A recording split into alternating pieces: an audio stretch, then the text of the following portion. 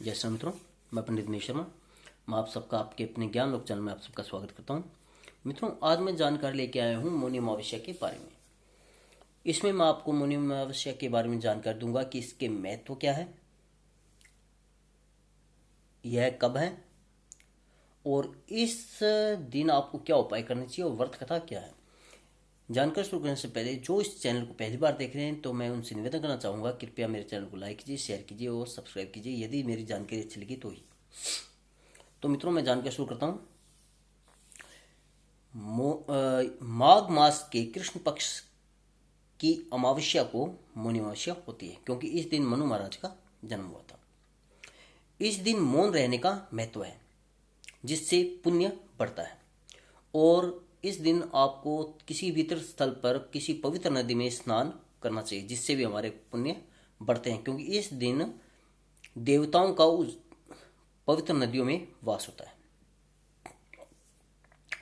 यदि आपको आसपास कोई नदी ना हो तो आपको क्या करना है कि जिस समय आप नहाएं तो उस बाल्टी के अंदर, जिस बाल्टी से आप नहाएंगे बाल्टी के जल से आप नहाएंगे तो उसमें आपको क्या करना, थोड़ा सा गंगा जल डालना है। तो उससे भी आप नहाते हैं तो उससे भी आपको पुण्य फल प्राप्त होता है। इस दिन आपको क्या करना है कि एक तो सूर्य को जल देना है, गायत्री मंत्र का जाप करना है। इससे भी हमें हमारी संपूर्ण कामनाएं पूर्ण होती हैं।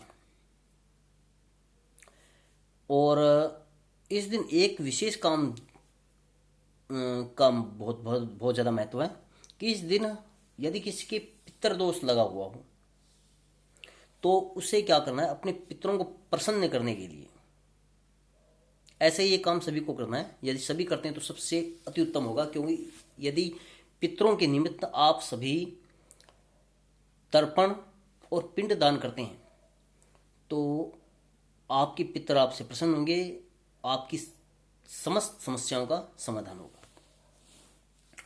क्योंकि सबसे ज़्यादा पितृदोष के कारण ही हमारे घर की जो समस्याएं होती हैं वो बढ़ती हैं। इससे पितृदोष यदि किसी को होगा तो शांत होगा। यह तो मैंने आपके सामने इसके महत्व के बारे में बताया और आपको इसमें क्या क्या करना है। अब यह कब से कब तक है वो बताता हूँ। यह 10 फरवरी रात्रि को 1:08 से 11 फरवरी 12:35 रात्रि तक है। यह 11 फरवरी को ही यह मौनी अमावस्या मानी जाएगी। इस दिन आपको क्या उपाय करने हैं, जो विशेष उपाय हैं। एक तो आपको भोजन किसी भूखे व्यक्ति को खिलाना है और गाय को चुपड़ी हुई रोटी गुड़ देना है। इससे क्या होगा कि आपकी जो रुके हुए काम हैं वो अच्छी तरह से पूर्ण होंगे और समस्याएं जो भी आ रही होंगी उनवे दूर हो जाएंगी। दूसरा काम आपको क्या करना है कि किसी भी मंदिर में जाके आपको शिव जी के आगे उनकी पूजा करनी है विधि विधान से, किसी योग्य ब्राह्मण के द्वारा, और ओम नमः शिवाय मंत्र का जाप करना है। इससे क्या होगा कि आपके ऊपर जो कालसर्प दोष होगा वो दूर हो जाएगा, उसका असर बिल्कुल ही खत्म हो जाएगा। और तीसरा उपाय क्या करना है कि इस दिन ईशान दिशा में आपको एक दीपक जलाना है। दीपक भी रुई की बत्ती नहीं होनी चाहिए, मोली की दीपक बनानी है आपको। और जब यह आप ईशान दिशा में आप इसको जगाएंगे तो क्या होगा कि लक्ष्मी जी का आप पर आशीर्वाद प्राप्त होगा, लक्ष्मी आपके घर में स्थायी रहेगी। और चौथा और अंतिम उपाय क्या करना है कि इस दिन आपको पीपल के वृक्ष की पूजा करनी है, क्योंकि यह मान्यता है कि पीपल का जो तना होता है उसमें भगवान शिव का वास होता है और जड़ में विष्णु जी का वास होता है और अग्रभाग में ब्रह्मा जी का वास होता है। यदि आप इनकी पीपल देवता की पूजा करते हैं तो आपको पीपल देवता की पूजा करके आपको उसकी 7 परिक्रमा करनी है। इससे आपकी पुण्य वृद्धि बढ़ेगी। पुण्यों का आपके अंदर बहुत ज़्यादा प्रभाव बढ़ेगा और आपको इन तीनों का आशीर्वाद प्राप्त होगा। यह तो मैंने आपको उपाय 4 बताए हैं। अब इसकी एक व्रत कथा है, वो बताता हूँ आपको।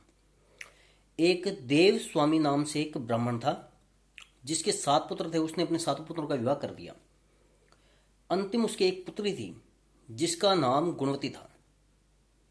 जब उसके विवाह की उसको चिंता हुई तो उन्होंने उसकी कुंडली को किसी ब्राह्मण को दिखाई। तो उस ब्राह्मण ने कहा कि जब यह सप्तपदी होगी तो यह विधवा हो जाएगी। तो उन्होंने उस ब्राह्मण से कहा कि इसका कोई उपाय। तो उस ब्राह्मण ने कहा कि आपको क्या करना है कि सिंगल द्वीप में एक धोबिन है सोमा नाम से, उसको अपने घर बुलाइए, उसकी विधिवत पूजा कीजिए। वह उसे इस पुत्री को आशीर्वाद देगी, जिसके पुण्य से यह सौभाग्यवती होगी। तो उस ब्राह्मण ने क्या किया कि अपने छोटे पुत्र के साथ अपनी पुत्री को सिंगल द्वीप भेज दिया। जब वो रास्ते में गए तो उनके सामने एक समुद्र था। अब वो सोचने लगे कि इसको कैसे पार करें। वो पूरे दिन वहीं बैठे रहे और उसी समुद्र के पास में एक पेड़ था, जिसके कोटर में गिद्धों के बच्चे थे। वो पूरे दिन उन्हें देखते रहे कि ये भूखे प्यासे बैठे हुए हैं, अब ये कुछ कर नहीं रहे हैं। तो उन्होंने इसी चिंता में वो भी ऐसे ही दुखी होकर बैठे रहे। जब उनकी माँ गिद्ध चिल्लाई, गिद्ध वहाँ पे आई तो उसने उन्हें भोजन देने का प्रयास किया, तो बच्चों ने भोजन नहीं किया। तो उसने कारण पूछा तो उन्होंने कहा कि वो भाई बहन वहाँ पे बैठे हुए हैं, उन्होंने पूरे दिन कुछ नहीं खाया है और वो वहाँ समुद्र पार करना चाहते हैं। तो वह चील उनके पास गई और उन्होंने उनको कहा कि आप चिंता मत कीजिए, आप भोजन कीजिए, मैं आपको समुद्र पार करा के सिंगल द्वीप ले जाऊंगी। तो उस चील ने क्या किया, उन्हें सिंगल द्वीप पहुंचा दिया। अब उन भाई बहन ने क्या किया कि धोबिन जो थी सोमा नाम की, उसके घर में जाके उसके घर में पोछा भारी करने लगे, बिना उसके पता लगे कि कौन कर रहा है। सोमा भी सोचती कि मेरे घर में ये पोछा भारी कौन कर रहा है। अपनी जो उसके घर में बहुएं थीं उनसे पूछा तो उन्होंने कहा कि हम लोग ही कर रहे हैं। उन्होंने झूठ बोल दिया। तो सोमा को भी लगा कि ये झूठ बोल रहे हैं। तो इसने किसी चुपके से उसने देखा कि उसने क्या किया कि अपने जो बहुएं थी उनको कहा कि तुम लोग आज काम नहीं करोगे। उन्होंने उनको काम नहीं करने दिया, घर से बाहर भेज दिया। तो जैसे ही वो थोड़े एक कोने में खड़ी हो गई, उसने देखा कि 2 भाई बहन आए हैं, उन्होंने घर में पोछा भारी कर दिया, साफ सफाई कर दी है। उसको देख के उसको बड़ा आश्चर्य हुआ। वो उसके पास जाके उनसे बड़ी प्रसन्न हुई कि तुमने मेरे घर में मेरा इतनी ज़्यादा सेवा की है, मैं तुमसे बहुत प्रसन्न हूँ।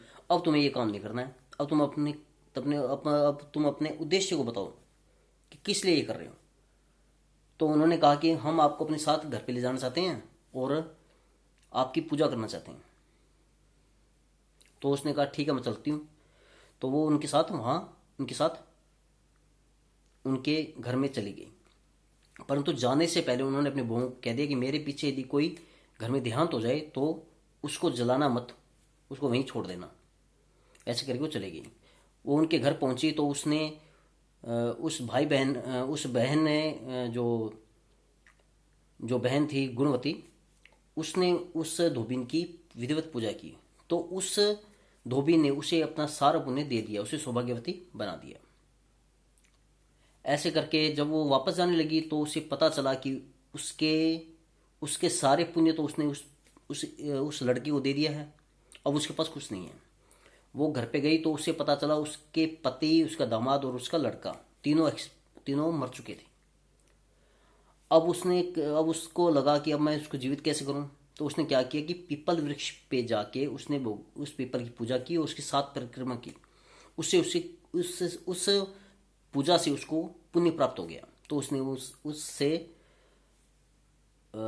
अपने जो पति थे, अपने दामाद था और अपना पुत्र था, उसको जीवित कर दिया। तो तभी से पीपल के वृक्ष की पूजा शुरू हुई। उस दिन मौनी अमावस्या भी थी, इसीलिए इसका महत्व बढ़ गया। इसीलिए आपको मौनी अमावस्या के दिन क्या करना है, पीपल के वृक्ष में अच्छी तरह आपको पूजा करनी है, जिससे आपकी पुण्य वृद्धि होगी, आपके हर प्रकार की समस्याओं का समाधान होगा। तो मित्रों, ये जानकारी यदि आपको अच्छी लगे तो कृपया मेरे चैनल को लाइक कीजिए, शेयर कीजिए और सब्सक्राइब कीजिए। और यदि इसमें कोई कमी लगे तो कृपया मुझे कमेंट में बताइए। जय श्री राम, धन्यवाद।